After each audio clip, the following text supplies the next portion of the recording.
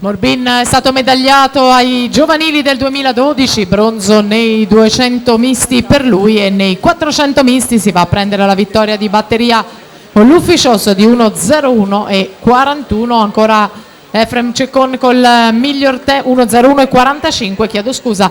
Ancora Efrem Ceccon col miglior tempo quando parte la quarta batteria. Luca Crema in 1, Andrea Di Cinzio in 2, Juan José